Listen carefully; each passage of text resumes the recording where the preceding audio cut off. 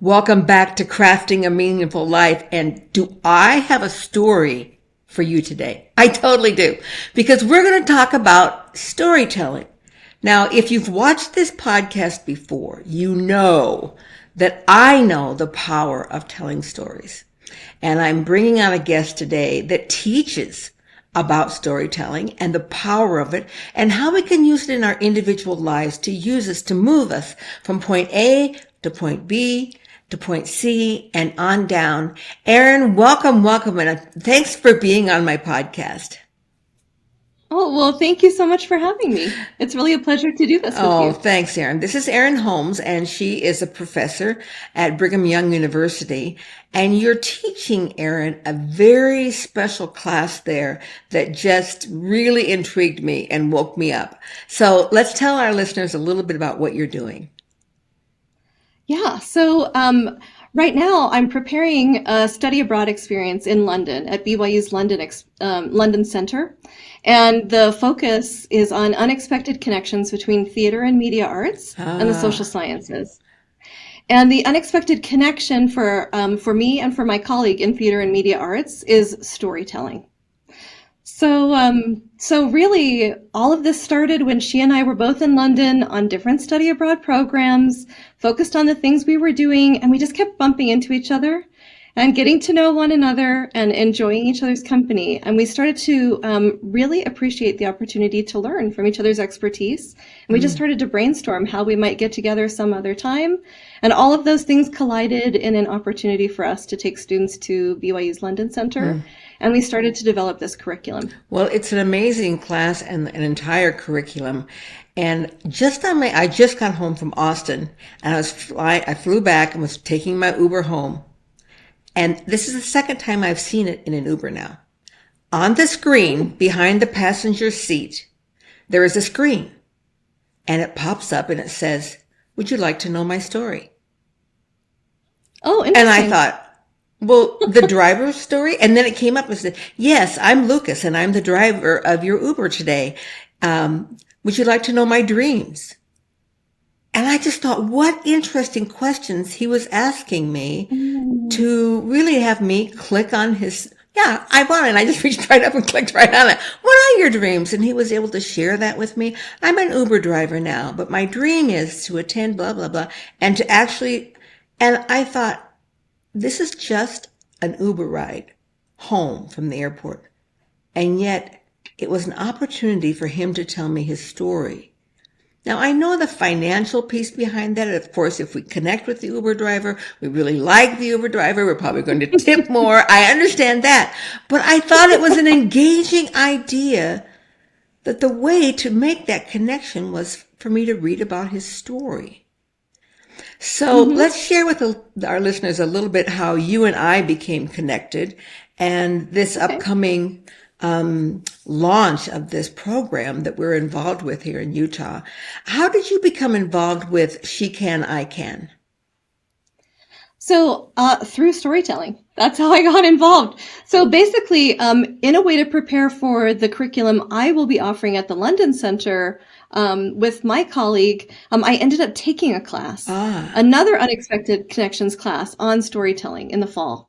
And when I took that class in the fall, even though I'm a middle-aged woman professor, I was there with a bunch of undergraduate students, and we were telling our stories to each other. We were cultivating stories and sharing our stories. So through that experience, Karen Hill, who's involved in She Can, I Can, getting that movement going, found out about me and asked me if I would participate in the event, if I would be willing to talk about some of the social science research on the benefits of storytelling and do a little bit of kind of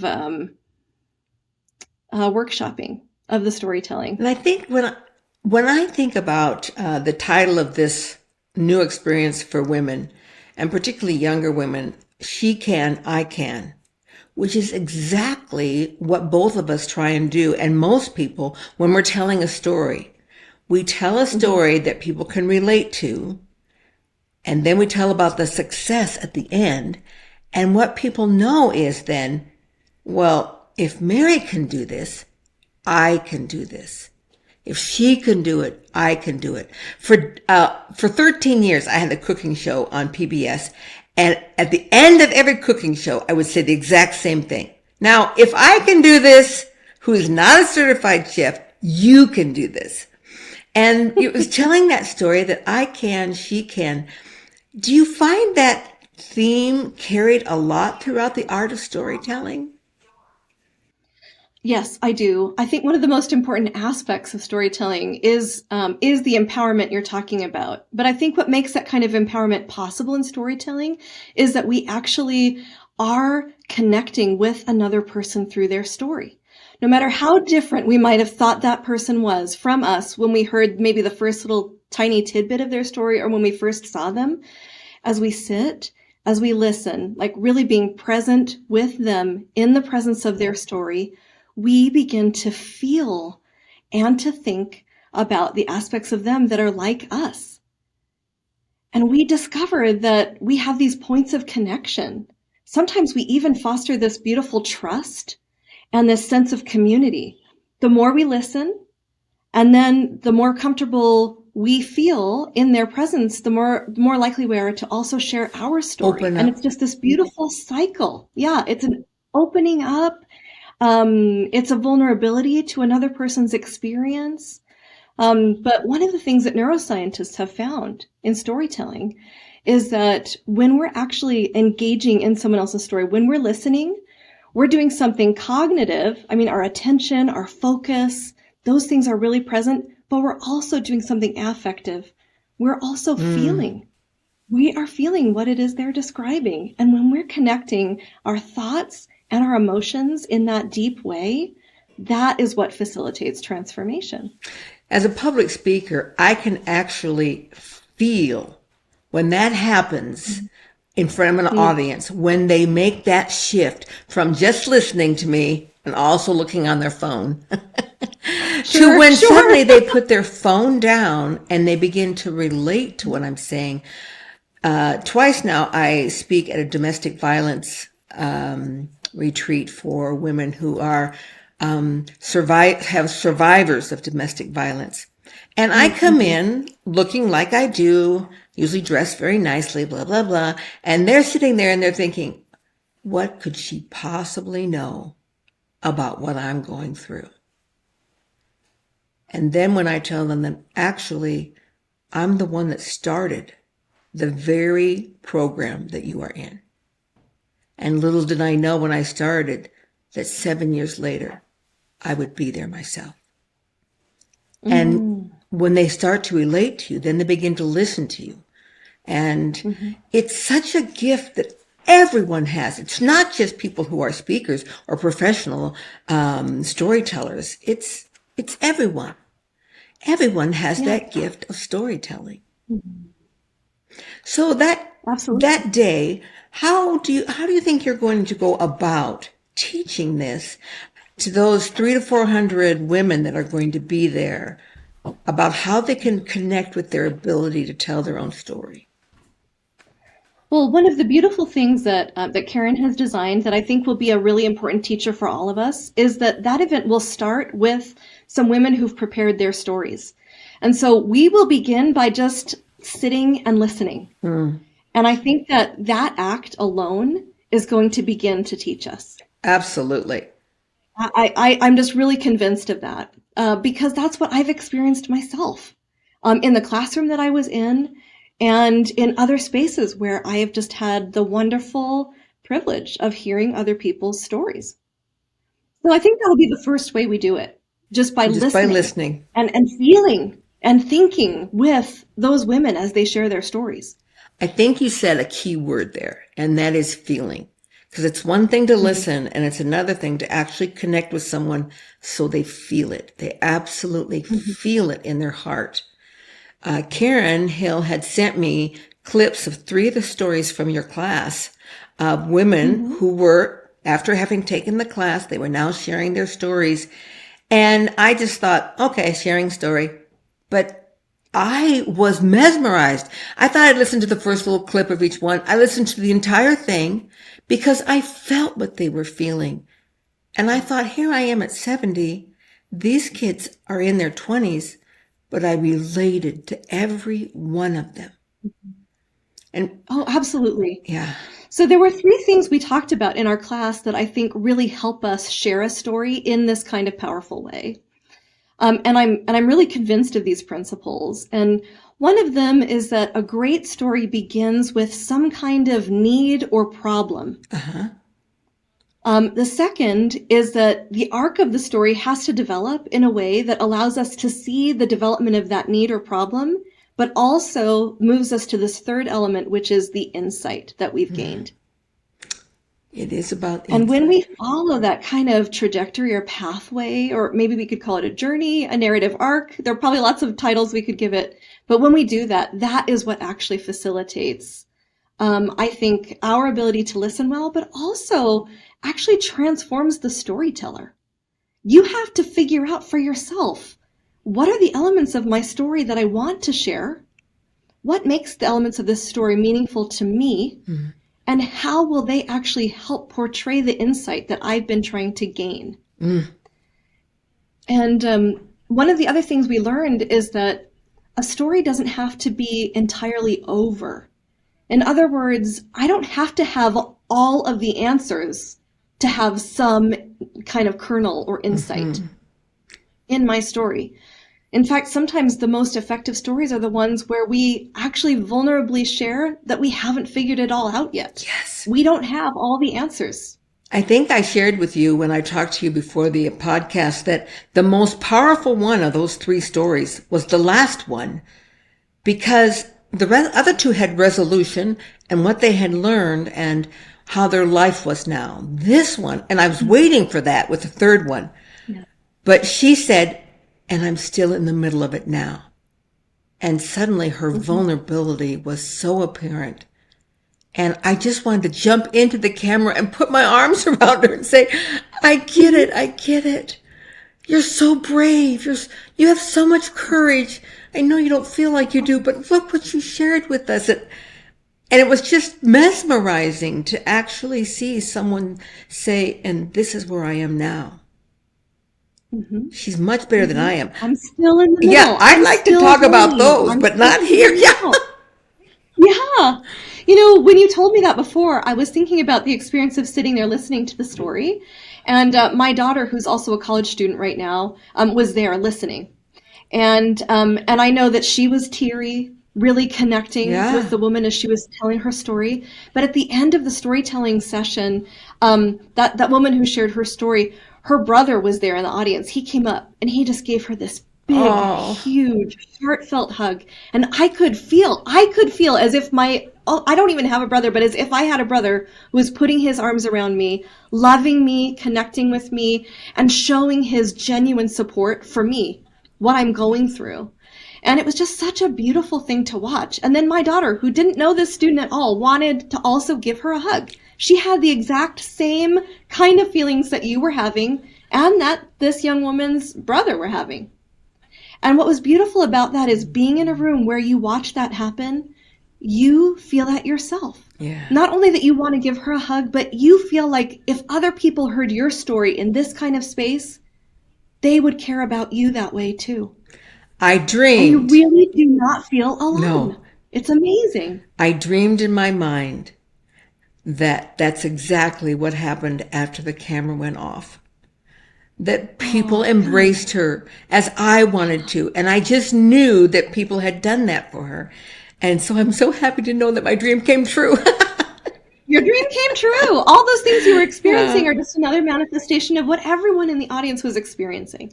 And that's what I think will happen at the She Can, I Can event. I think that everyone, whether they were really excited, whether they knew exactly what they would get out of it, once they hear those women share their stories, they're going to be ready to not only hear more stories, but start to craft their own and figure out how they want to share their story. It's really amazing to have the experience of sharing a story and have someone listen to you, be so present with you. Right. And feel so connected at the end. And I think women are good at that in so many ways, good at community building, but sometimes we don't have a space where we can share our story. I mean, you have a beautiful platform where you get to share your story here on a podcast. As a professor, I have a platform in the things I write, in my classroom, so I get a voice sometimes in some of those spaces. But lots of people don't have that. And that's what I think this she can, I can opportunity can provide. How do people find a platform if they don't have one like I do and you do? How do they start to share their story? Gosh, I think that's such a great question. I hope that it might start in kind of grassroots ways. I really don't have a perfect answer for you.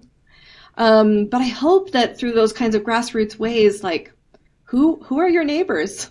Have a dinner party. I don't like really find a book club where you think the book club is going to start with whatever story you read, but it actually becomes a space for people to share their own stories, their own experiences, and offer that kind of listening ear.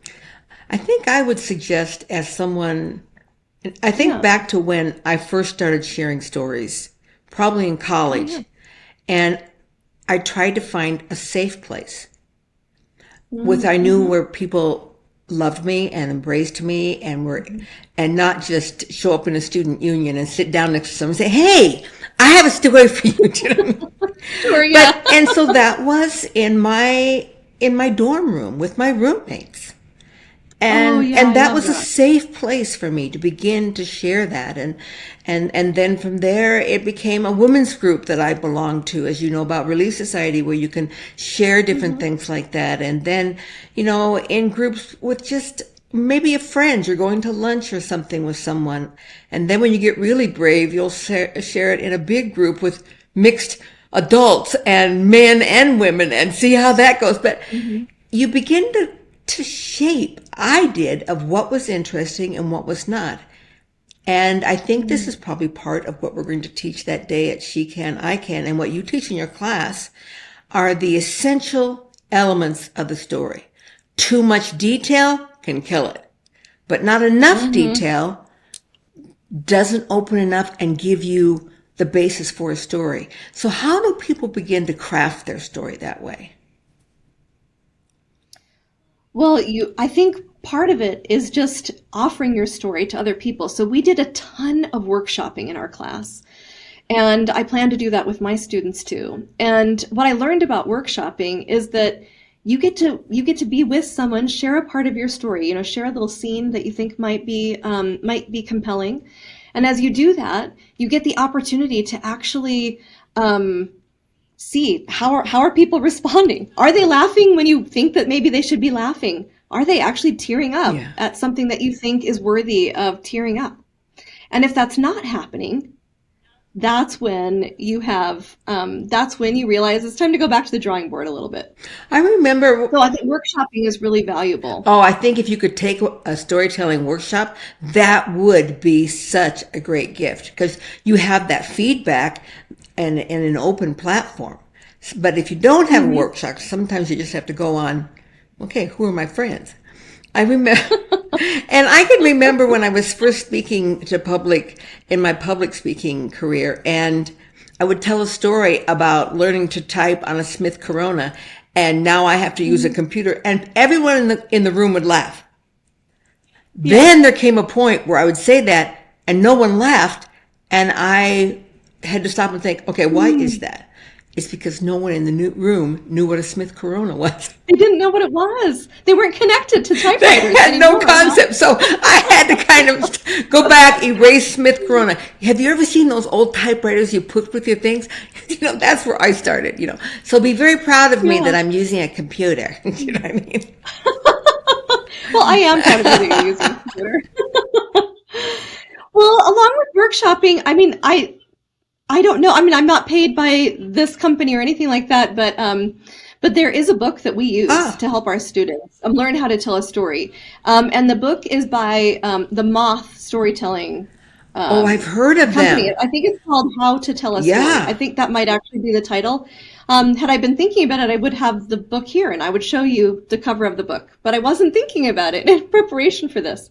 But I think that's a really fantastic resource. But I know there are lots of other resources out there when it comes to just the nuts and bolts of the story.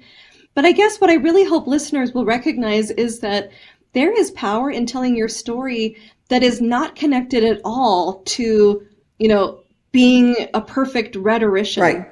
or narrator. I mean, there are people who do this professionally, but I think there is real power in sharing your story as a human being and knowing that other human beings who hear you won't expect every word choice to be Right. perfect, won't expect every detail in every scene to be perfectly compelling. Instead, they really want the real you. They want your story, your experiences, and they will Yeah. connect to that when it's real, when you're telling them the truth. I think that is such a good point. I was dating a guy once, and he Mhm. loved to tell stories, but no one listened. And it was Oh, interesting. He'd start in on a story, and pretty soon I just watched people get up and like try and find a reason to walk away. I even interesting. felt that. So I You really did. went back and looked at why was that? And the Yeah. reason is because none of his stories were ever about himself. They were Oh, interesting. always about something else, his dad or his family or his brothers or something else. But when you tell a story, what makes it mesmerizing is when it's your story, when it's about Mm, you, when it's about your personal experiences. So I tell people when they're learning to tell a story to look within, never without. mm. I love that. Look within. Yeah. That's where the truth is. It's there inside of you, in your story. You know, I just keep thinking about a documentary I discovered a number of years ago. And what makes the documentary so meaningful to me is that it was about women refugees who had a host of traumatic experiences in their lives. And the Yes. intervention that this documentary was about an opportunity for them to learn how to tell their story as filmmakers, actually. And the whole purpose was to help develop hope. So, yes, if they could get into nitty gritty traumatic details, but what they were really looking for was the journey that got them to the place they were now, where they were feeling hope, moving forward out of harm's way and moving toward what they hoped would be a better life. And listening to their stories, watching them use storytelling and filmmaking as a way to actually empower them and foster hope in them, naturally empowered and fostered hope in all of us who were listening to their stories. I wanted to meet them. I wanted to be part of their lives. Yes. That's the gift that we're offering to people. And the great news is that people turn around and offer that gift to us. Yeah. As we begin to look uh, towards the end of our podcast here, Erin, I have so many other things. We could carry on a story about podcasting, about storytelling forever. But I'm going to include the link to Karen and the She Can, I Can at the end of this, because this is just the launch of a brand new program to support women in their storytelling. And I don't know if they're opening up to men or not, but I think that would be the next step because men need to learn how to tell stories as well. But the thing that when people, send me a text or they'll contact me on my email that they want to be on my podcast, that they have a story to tell. So I reply back almost the same thing every time, and that is, everyone has a story. I want to know your why. Why do you want to share it? How do you think that plays into the power of a story? Well, I hope I don't sound like a broken record, but I think the why of the story is the transformational part. I mean, that's the insight. That's the working through the problem solving. That's the fostering connection, Yes. building community, offering vulnerability that actually promotes trust and ultimately helps us expand our world. I mean, I understand things about people who are different than me because I'm willing to listen to their stories. And they understand things about me when they're willing to listen to my stories. It truly does break down barriers and move us toward what I hope is a stronger community, a community of like courage and connection, a community of curiosity, where instead of being afraid of someone's difference, we're curious about understanding what makes them different than we are. And I think Yeah. there's a lot of power in that. That is So I think that's exactly, why the why matters. that's exactly the why I look for. Because there's power in connection. There's power in making us more as one. A story rarely separates us, but stories bring us together. I'm looking for Hmm. people that want to tell me, I want to share my story because it lifted me, and I'm hoping that it can Hmm. lift you as well. But you would be Yeah. surprised, Erin, at the number of people Oh, who are taken back by that question. And their answer is, hmm. well, I hope to get on other podcasts, so I want to share my story. Okay. That's not the right Oh. why for me. Okay. Or they'll say things like, Sure. well, I'm hoping to write a book someday, where the why is turned 100% inward, Hmm. for their own self-aggrandizement. Interesting. Hmm. And you'll have about 25% of those people that reach out to me, their why is turned inward as opposed to outward. And you have Hmm. to find some reason other than, I just want to tell my story. I just think people would like it. That's be more than that. Okay. Well, we learned that really quickly in our class as we were starting to share stories with each other. Every once in a while, someone would share a story that was just kind of like their favorite funny story. And yeah, we would laugh, but as soon as you heard a story where someone was willing to actually talk about their need, their problem that they were trying to solve, and then started to try to explore potential insight, that was where the magic was Yep. happening. And we were so quick to learn Yeah. that. And the depth of what people shared in my class as after they learned the truth of storytelling, just opened our hearts and our minds to each other. I love those students that were in that class. I mean, I love people. I always love students that are in my classes. But there is a deeper bond between us as a result of Absolutely. the storytelling work that we did. I think what the big thing is that we're telling people here that through your story, you can offer yourself and others the gift of vulnerability, willing to I think open your so. heart Yeah. and to let others in, trusting that you will be loved and accepted for your story, to let go of Yeah. fear. I always tell people, I want you to get naked with me. And Yeah. Well, yeah, yeah, there is a true stripping, yeah, of vulnerability. yeah. You're right. I I love don't want that. to just hear the fake story. I want to hear the real story. Yeah, the real Yeah. thing. I am so excited for Mhm. this thing that you're involved with, She Can, I Can. We're going to include the links to how to contact that at the end of this podcast. Erin, you are a delight and you are a gift to all those students who get to learn Oh, from you and learn from themselves as they see really what they have to offer.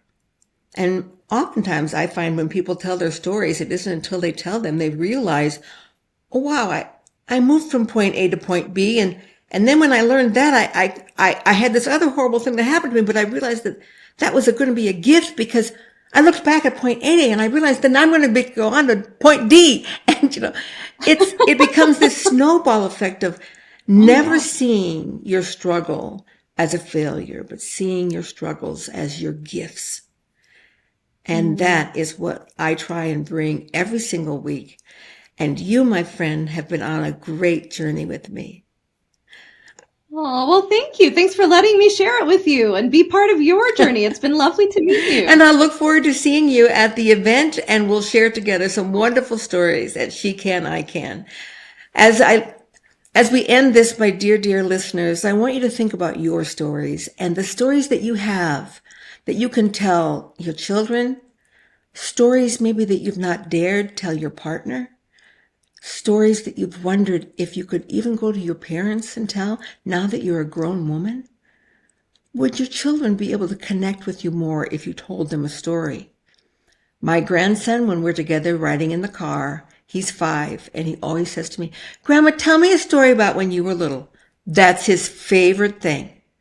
I invite all of you into this gift of storytelling and hopefully see you at the event, She Can, I Can.